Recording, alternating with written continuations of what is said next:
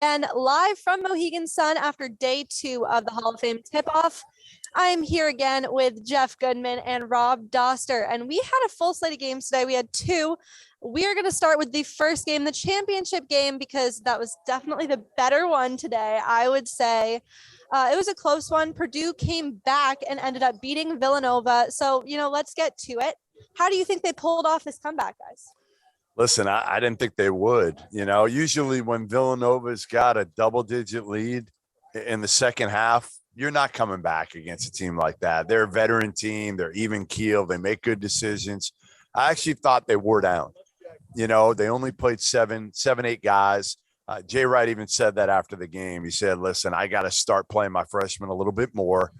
But I think it was a combination of just being worn down by not playing a lot of guys and going up against 2 big boys like Edey and Trevion Williams. And it was 2 games in 2 days. 2 days. Right. So their legs are going to kind of wear out on them eventually. But, I mean, it's not the first time that we've seen this happen with Villanova. The same thing happened at UCLA, right? They were up by 10 with 8 minutes This left. one's a little more worrisome.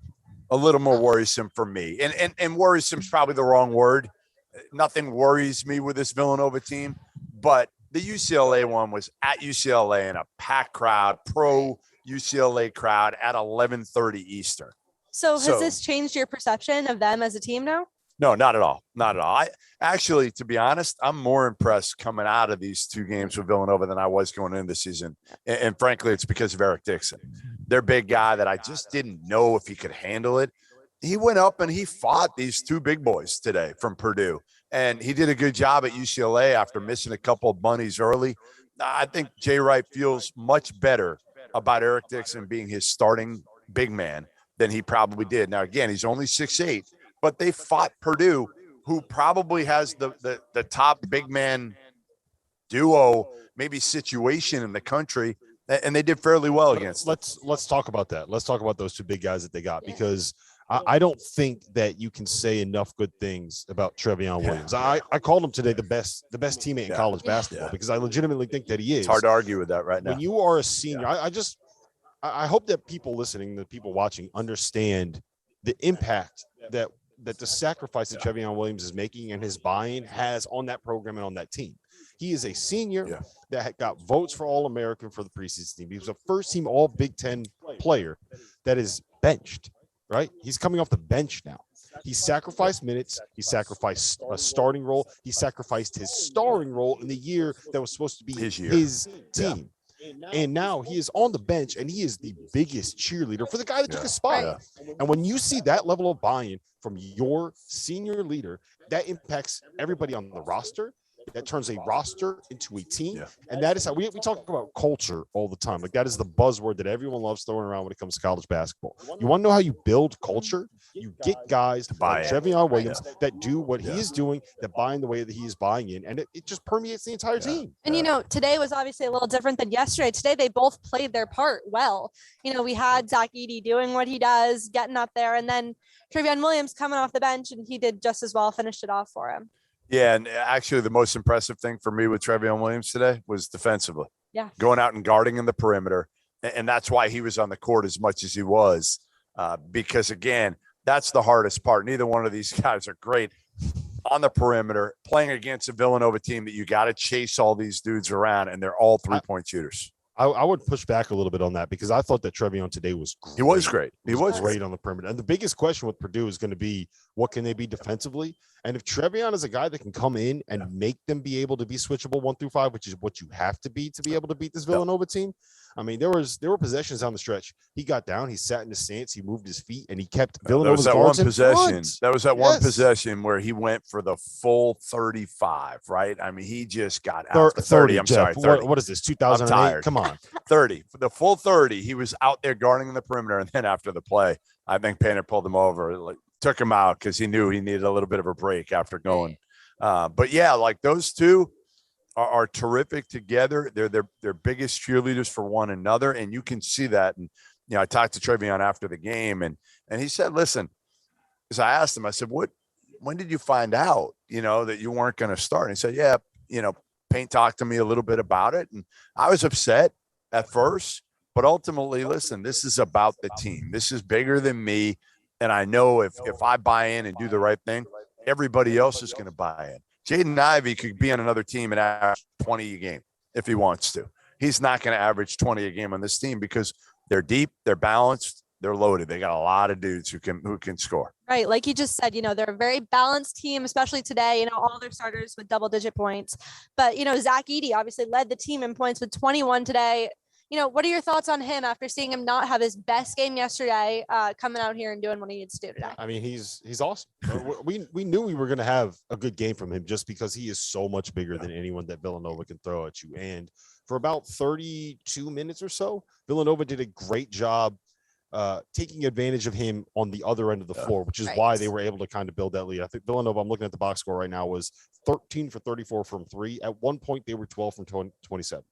And they had to make shots to stay in this game. They had to make shots. But yeah, Zach Edey is just, there's really no answer for him. Like, I can't wait to see Zach Edey against Kofi this year.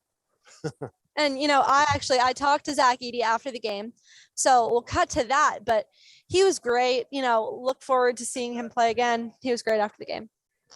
What did this tournament win kind of mean for you as a whole, as a team, getting this win against Villanova, top team in the country, and North Carolina? It's definitely a big win for our team. We feel like we're a really good team, obviously, but we didn't have that resume. Like last year, we were 23rd in the country, went on the first round, so there was still that chip on our shoulder. We still felt we had to prove ourselves, and a win like this definitely proves ourselves for sure. You just started playing organized basketball 4 years ago, being from Canada, starting off with that hockey and baseball. How much of a ceiling do you think you have in the game of basketball? I have no clue, honestly. I mean, I'm just kind of enjoying the process of getting better every day. I don't know where it's going to lead me. I don't know how it's going to take me, but I'm just trying to get better. And what's it like kind of having this 1-2 punch of you and Trevion Williams, having a guy like him, cheering you guys on when he's on the bench and then, being able to finish when he's in the game? I mean, it's a nightmare. I'd hate to guard us, honestly. I mean, I can get people in foul trouble. Trey can get people in foul trouble. We'll play each other. We'll play people's backup bigs. A lot of teams don't have two good bigs. So either one dude will be in foul trouble or super tired all game, or we'll just play the backup. So it's hard. Puts teams in a really big bind. And we both know that. We both know, we're just supposed to dominate inside. We both know we're supposed to go at their biggest guy. So it's a nightmare for other teams for sure. All right. Thanks so much, Zach. Thank you. Zach Edey is just the best, isn't he? He's such a likable dude. Yes. And the thing about him is you can see the development. Jeff, he's played what, four years of organized basketball. Grew up playing hockey and baseball. I mean, imagine him. I asked him, Randy Johnson was like 6'10", throwing the baseball. Imagine Zach Edey bearing down on you from the mound at 7'4". Be awesome. Imagine him as a goalie in hockey. That'd be pretty good He would too. never score. Yeah. He's got to sit in front of the net. Seriously. Never be able to score. By the way, Talia really is. How tall are you? 5'6"? I'm borderline 5'7". I mean, you looked about 3'6". I know. No, he was towering over me. It was a lot. But I think we got to get to another player on the team. We got to talk about Jaden Ivey, because he's done it 2 nights in a row. He's kind of sealed the deal a little bit. He's come in when it really mattered. So I think we do need to touch on that a little bit. How big is it, do you think, having a player like him? Huge, because he's gonna. You know what he's gonna do? He's gonna win you a couple games by himself, maybe in the NCAA tournament. That's the thing. You come into a game, end of a game, hopefully maybe a Final Four for them, and you just give the ball to Jaden Ivey and you just say, you know what? Go make a play. Well, that is exactly what Villanova was missing today. Down the stretch, they did not have someone that you could give the ball to and say, we know we are going to get a shot. We don't need to run anything. Bucket. You don't have to run anything. Right. Villanova doesn't just really get out run of his anything. way. Right. They don't run anything. It's their concepts, but they get so much out of what they do. They don't have anyone that they can give it to and say, okay, go make a play. That's how many people do. How many people have Jaden Ivey? I mean, we can go through it. There aren't many, though, but like Duke has Paolo Banchero, right? We've seen, but you Oshai can't just and say, right? None of those guys are Jaden Ivey. None of them. No, of course they don't. But what I'm saying is that if you need a bucket in your Duke, you can say, all right, give the ball to Paolo, move out of the way. He can but you got to get him the ball. That's the difference. Okay, yeah, he can bring it up. But no, here's the thing: if you have Kansas, you can give the ball. At least what we've seen so far, you can give the ball to Oshai, and he can go make not something the same. happen. Not the same. Remy Martin can put a little bit too. It's not the same, but you're missing. Come on. Hold on. Just let me finish. What I'm saying. God, see, this is what I deal with. I know. I deal with it every day. Villanova does not have anything close to that guy, and that's the problem with Colin Gillespie. When you hear people criticize Colin Gillespie, it's because you can't give him the rock, get out of the way, and know that you're either going to get a good shot, you're going to get a foul, or you're going to get somebody else have something created for them. That's the limitations of Colin Gillespie. He's great at what he does, but you need that guy that can be a game changer. Yeah, they don't have difference it. They don't have it. They have, Colin Gillespie, Justin Moore, who's more of just a shooter, Brandon Slater, who's just a great, energy defender right now, and he'll get his points, but that's not what he is. He's not a scorer. Jaden Ivey, to me, there just aren't many Jaden Iveys out there, and again, if you're Purdue, you can run your stuff. You can, Sasha can make his shots. You can get the ball into Edey or Trevion Williams. They can go to work down there, but ultimately when all else breaks down, and you have 5 seconds left on the shot clock. And the other thing is Jaden Ivey's made some shots from deep too. But the most impressive thing about Jaden Ivey, that honestly, is his ability to see the floor in transition and make the right play. And not, there was a time today when he kind of reverted back a little bit to Jaden Ivey and tried to do too much and played too fast. But ultimately, when it mattered most, he made the right play. The game slowed down for him, and he wasn't about Jaden Ivey. He was about Purdue and winning. No, you know what it is? It's like, you're right. They have so many guys who can make shots, who can get it in, but who's going to get it to him? Yeah. He's the guy who's going to get it to him. But, I think this brings me back to, our perception of Purdue is now changing a little bit. And a little birdie told me that Jeff Goodman is making his rankings right now. And he's had a little change with where Purdue is. So where are they at now for you? Listen, I've thought about it. Okay, so here's my big question, Rob. I'll throw it to you first. Purdue plays Gonzaga. Who are you taking today? Who are you taking? That matchup. I would. Oh man, that's tough. It's a tough one. Purdue. That's what I'm saying. I might take Drew Purdue. Timme against those two guys. Like, Drew Timme hasn't seen those two dudes. Is Drew Timme going to be able to go to work against Zach Edey like he's been able to go to work against? Well, here's the thing. I think he'd be able to make things happen against Zach Edey. I'm more worried about him against Trevion than I am against Zach Edey, because I think that Trevion has enough footwork to be able to deal with him. Like, that's the thing that makes him so dangerous. My biggest concern would be on the defensive end. You know what Zach Edey's going to do to Chet Holmgren? Oh my goodness. Zach Edey literally weighs 100 pounds more than Chet Holmgren. Yeah. It would be scary. 100 pounds more. I'm taking Purdue today over Gonzaga. I think there's matchup. There's a very real conversation to have about whether or not Purdue and anybody best team in college basketball. That's right. And we talked about Jaden Ivey. I want to make this point about him. Yesterday, he had 22 points. It was the explosive plays that he made. He had the dunks. He had the 2 passes in transition that had us going, wow. Today, he led the team in rebounding and he led the team in assists, right? How many players do you have that can go out and have that performance? He can get triple doubles. He can get a triple double. Yes. He's capable. And again, not to just keep going over this culture and buying or whatever, but like, he's fine. He's fine at shooting 9 shots a game. How many guys that have a chance to be a top 10 pick that had the performance that he had yesterday would come out here on this stage on ABC, on Big A? This wasn't just ESPN. Right. It was Big ABC. Yep. Would go out and have and be okay, kind of playing second fiddle. You know what else he is? He can be an elite defender. An elite defender if he wants to. He's got the tools. That's what I'm saying. He's got the tools. Like, if he wants to be, he can lock almost anybody down. I just don't know if there's another guy in the country that's got that body, that size as a guard, and that speed. Well, yeah, the speed is that's another game changer that they have, because look, you're going to have to like limit what you do in transition if you're Matt Painter when you have a guy like Zach Edey, but like Jaden Ivey can just eliminate all of that, because he's just like, all right, I'll see you later, I'm gone. And he kind of tries to do that at times.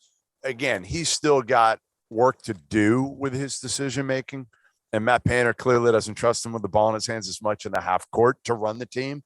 But man, in transition, he is electric. You know what? Matt Painter has done a great job with this team so far this year. I talked to him after the game, talked to him about Jaden Ivey and his versatility with the team. So let's hear what he's got to say about it. All right, here with Matt Painter. What kind of statement did this win make for you today, beating a Villanova team that's kind of synonymous with winning? Yeah, well, they have a great program. And I was told our guys, I said, they're so disciplined. I said our discipline has to be better than theirs, and it wasn't at times. And then at times, in some stretches, it was. We were very fortunate. They missed some free throws, but I was proud of our guys. I thought we got some key stops. We scored 11 straight field goals at one time in the second half, which is a huge accomplishment against Villanova. But to be able to beat North Carolina and Villanova in back-to-back games is huge for us. And, we all know that Trevion Williams can score, but he was great defensively today, guarding on the perimeter, doing a little bit of everything. What have you thought of his game so far? Well, I thought he's been great. He's had a great attitude, obviously, coming off the bench. He's doing a lot of really good things for us tonight. But his defense tonight allowed us in certain stretches to switch 5 ways on ball screens, and he got down in a stance and was really good. And one last guy that I want to hit on here, Jaden Ivey didn't have as showy of an outing tonight, but he came through when it really mattered. What's it going to be like for you guys this season, having a guy like that who can really come through in crunch time? Well, he's very athletic. He can get into passing lanes and make plays on the defensive end, but his ability to pass the ball, especially in transition, has really helped us. But I thought he made a couple really nice passes. To Caleb First for a couple layups, to Caleb First for another 3. And so it's huge to have someone like that can break down the defense. Thank you so much. All right, thank you. I think Matt Painter might be one of the most entertaining coaches in college basketball to talk to. Right? He's real. That's the thing about Matt Painter. Like, he's a real dude coaching. Like, some of these other guys have a lot of BS about him. Like, there's no bullshit with Matt Painter. He is what he is. I mean, you see him, even how he coaches, he's just kind of leaning up against the scorer's table. It's almost like he's out for like a walk in the park. Some of it, he doesn't get too high or too low. And I'll tell you what, like, the way Matt Painter does it too, doesn't cheat. We all know that. You've never heard the word cheat with Matt Painter. Like, it's almost, I mean, he probably cheated to get Robbie Hummel. Probably had to drop a bag to get Hummel. Nobody dropped a bag for Robbie Hummel, okay? You don't think so? Nobody dropped a bag for Robbie Hummel.